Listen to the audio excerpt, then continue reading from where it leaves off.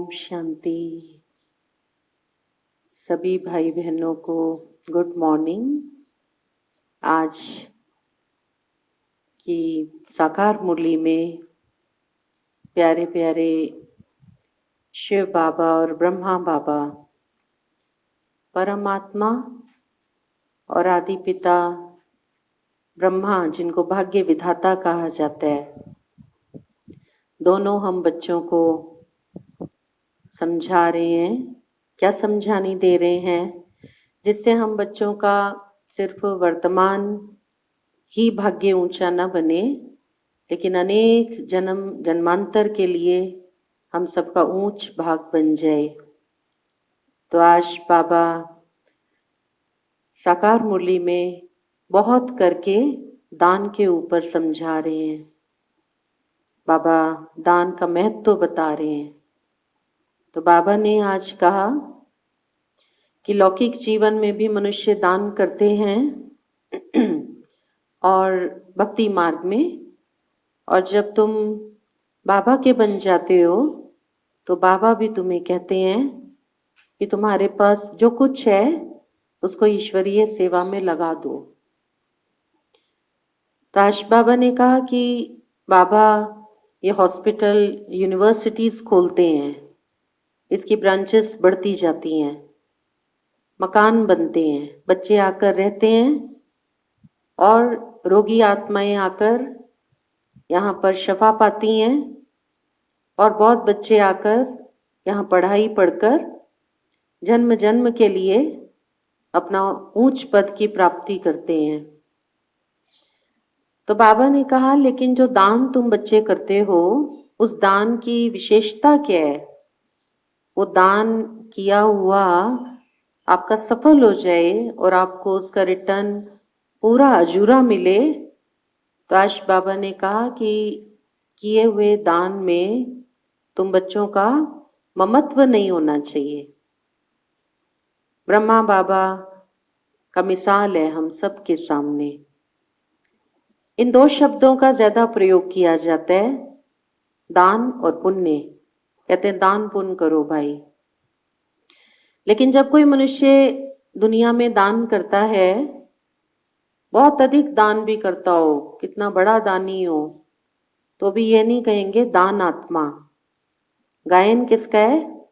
पुण्य आत्मा का। कहते पुण्य कर्मों की पूंजी वो साथ जाती है, दान कर्म की पूंजी साथ जाती है, ये गायन नहीं है। हमारे पूर्वजों ने, कहते जो कुछ पुण्य कर्म किए, उनके पुण्य कर्मों का खाता, उसकी प्रारब्ध हम भी खा रहे हैं। तो क्या अंतर है दान में और पुण्य में? बाबा कहते हैं कि दान जो आप करते हो, उस दान में 4-5 बातों का विशेष आपको ध्यान रखना है, तब समझो आपका पुण्य का खाता जमा होगा, उसकी जो वैल्यू है वो बढ़ जाएगी बहुत। तो सबसे पहली बात, दान में हमें क्या ध्यान रखनी है कि किया हुआ दान दिखावे का नहीं होना चाहिए, उसमें दिखावा ना हो। और ये 4-5 बातें जो हम आपके साथ शेयर करेंगे, उसके बाद हम ये देखेंगे कि ब्रह्मा बाबा के जीवन पर ये पूरी तरह से कैसे लागू होती थी। तो पहली बात, दिखावे का दान ना हो। भक्ति मार्ग में बाबा कहते हैं दान करते हैं, उसमें दिखावा भी होता है, सूक्ष्म ऐसी भावनाएं रहती हैं। कोई मंदिरों में दान करेंगे तो क्या करेंगे, उनके नाम के कुछ भी कोच बनेंगे, कोई फर्श बनवाएंगे, कोई इमारत बनवाएंगे, उसमें अगर धन की राशि देंगे तो उनके वहाँ नेम प्लेट्स लगे हुए होते हैं। और मनुष्य देखा जाए तो जाते हैं वहाँ पर प्रभु का गुणगान करने, और प्रभु के गुणों की माला सिमरन करने के बजाय वो दानियों की लिस्ट पढ़ते रहते हैं, और उन्हीं के नाम उनकी बुद्धि में उनका सिमरन चलता रहता है। तो वो दिखावे का दान हो जाता है, गुप्त दान।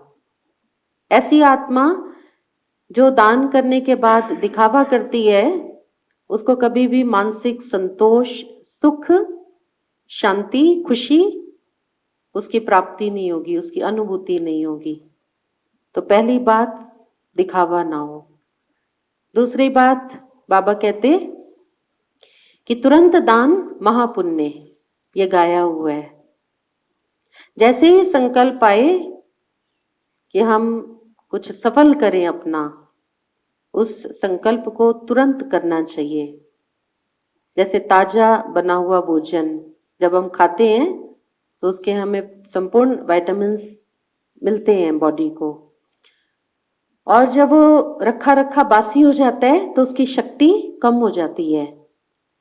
ऐसे ही बाबा कहते हैं कि कई बच्चे जब वो अपना धन सफल करने का संकल्प करते हैं, कोई पॉकेट में हाथ डालेंगे, कोई पर्स में हाथ डालेंगे, फिर सोचेंगे अभी इतना करूं, फिर सोचेंगे नहीं अभी थोड़ा करता हूं, फिर बाद में और करूंगा। सोच विचार में उनका समय चला जाता है। और जब भी हम कोई संकल्प करते हैं कुछ सफल करने का, अगर तुरंत नहीं करते तो ये हम सबके जीवन का अनुभव होगा कि धीरे धीरे धीरे वो संकल्प काफी ढीला पड़ जाता है और हम उस संकल्प को पूरा नहीं कर पाते। तो इसका जो मिसाल है, महाभारत में दानवीर कर्ण, उनको इस नाम से जाना जाता है। कहते हैं एक बार वो भोजन कर रहे थे और कोई दान लेने के लिए आया। दाएं हाथ से भोजन कर रहे थे और बाएं हाथ से उन्होंने दान किया। और उनको जबकि ये कहा गया कि आप पहले भोजन तो पूरा कर लें, उसके बाद आप दान कर दीजिएगा, उन्होंने कहा कि हो सकता है कि अगर मैं भोजन समाप्त करके उठूं, मैं हाथ धुलाई करूं, तब तक मेरा संकल्प बदल जाए। तुरंत दान, इसका बहुत महत्व है। तुरंत का संकल्प, शुभ संकल्प आया और किया। और तीसरी बात दान में जो हमको ध्यान रखनी है, वो पात्र को दान देना है। सुपात्रो, अगर कोई बहुत शक्ति की चीज है, मान लो घी है, दूध है, प्योर एकदम, और उसको गंदे से बर्तन में डाल दिया गया, एकदम गंदा बर्तन, तो उसकी क्या वैल्यू रह जाएगी? वो सारी खराब हो जाएगी। इसलिए बाबा हमारा ये भी संगम युग पर आकर के इस बात पर भी अटेंशन खिंचाते हैं, क्योंकि बाबा का बनने से पहले हम दान करते थे, पर हम ये नहीं देखते थे कि पात्र कौन है और कुपात्र कौन है। अगर हमने दान किया और उस दान को प्राप्त करने वाले ने उसको गलत कार्यों में लगा दिया, उस धन को, तो उसका भी दोष वो देने वाले के ऊपर आ जाता है, उसका पुण्य का खाता जमा नहीं होता है। इसमें संतान भी आ जाती है। अगर संतान शराब पीती है या अन्य व्यसनों के अधीन है, चरित्रहीन है, और उसको भी हमने अपना पैसा दिया और उसने उस पैसे का दुरुपयोग किया, तो उसका भी दोष देने वाले के सिर पर आ जाएगा। ऐसे कहानी है कि राजा एक बहुत दानी थे, तो जब उन्होंने शरीर छोड़ा, धर्मराज के सामने उपस्थित हुए, तो कहा कि इनको नर्क की सजा है इनके लिए, तो इनको नर्क में भेज दो। वो राजा को बहुत आश्चर्य लगा कि मैं तो इतना दान पुण्य करके आया हूं और मेरे को ये नर्क का भागीदार बना रहे हैं, क्यों? तो कहा कि पता किया गया, तो राजा को बताया कि जब आप दुनिया में थे तो आप जब धन दान करते थे तो एक बार आपने एक मछुआरे को धन दान किया और उस मछुआरे ने उस धन से मछली पकड़ने का जाल खरीदा। वो गरीब था, उसके पास था नहीं वो जाल, और उससे उसने हजारों मछलियां उसने फंसाई और फिर उनको बेचा गया, काटा गया, खाया गया। तो उसका सारा पाप आपके सिर पर आता है। तीसरी बात बाबा ये कहते हैं कि सुपात्र को दान करो। और चौथी बात बाबा कहते हैं कि जो अच्छी चीज है उसका दान करो, बेकार की वस्तु का दान नहीं करो। अगर बेकार की वस्तु का दान करेंगे तो वही आपके पास भर भर के वापस आएंगे। नचिकेता जो है उन्होंने अपने पिता को समझाया जब उनके पिता बूढ़ी और बेकार गायों का दान कर रहे थे जो किसी काम की नहीं थी, तो उसको अच्छा नहीं लगा। फिर उसने अपने पिता को बोला, उनको गुस्सा आया उस समय तो, पर फिर उन्होंने उस बात को समझा। तो जो हमारे पास अच्छी वस्तुएं हैं हम उसका दान करें, बेकार की नहीं, ये तो किसी काम की नहीं है, ये तो घर में यूज नहीं होनी है, चलो इसको हम दान करके आते हैं।